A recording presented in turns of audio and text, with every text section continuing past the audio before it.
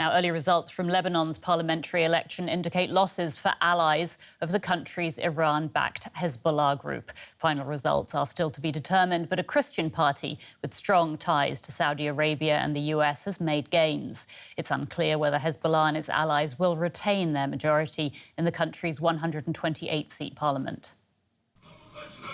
Hezbollah supporters struck an upbeat tone on election night. But it soon became apparent that their cheering was premature. The parliamentary bloc, led by the Shiite Islamist group, took a major hit. Early results show that its allies have lost support. Opponents of Hezbollah made gains, including the Christian Lebanese Forces Party, which is linked to Saudi Arabia. The early result comes amid the worst economic and financial crisis Lebanon has ever seen. The deadly explosion in the port of Beirut nearly 2 years ago made things even more dire.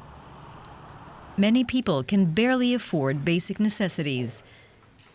Even polling stations like this one in Tripoli were not spared from the daily power cuts. Before I die, I want to see Lebanon the way it was when I was young. We went to school, finished our education.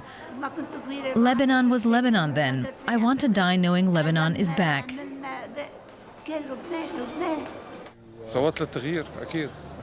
I voted for change, of course, because we can't go on like this. Lebanon needs to wake up and lift itself up, and that's something I support, so that our children can continue to live in this country. Voter turnout was only 41%, and many observers say the country's complex, so-called confessional power-sharing political system has paralyzed the state. But others hope that the success of opposition parties may finally lead to real change. DW correspondent Rebecca Ritters is covering this election from Beirut, and she told us what the new Lebanese government might look like.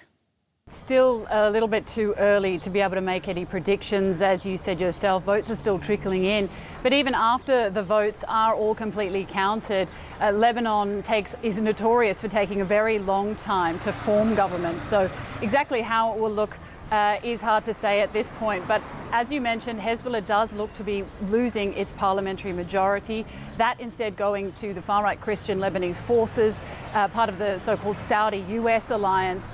And they will be able to there make up an alliance, a coalition government. They'll have to nominate a prime minister who will then be able to form a cabinet. Now, that could take months. Lebanon has been known to be without a government for 2 years at a time as these sort of infighting and faction behind-the-scenes faction fighting goes on. But what is clear, and what was really going into this election, one of the huge issues was the Hezbollah issue, and it does appear that people have voted with their feet, many going into this election saying Hezbollah has caused all the problems. Other people saying that Hezbollah isn't the only problem in this country and we need to deal with corruption on all levels. But people certainly voting with their feet. A lot of independent candidates also winning seats. We're looking at maybe 10 seats for the so-called change opposition candidates, and they'll play an important role as you've got these two opposing blocs, the Lebanese forces on one side, Hezbollah on the other, and these independent candidates playing quite an important role in the middle.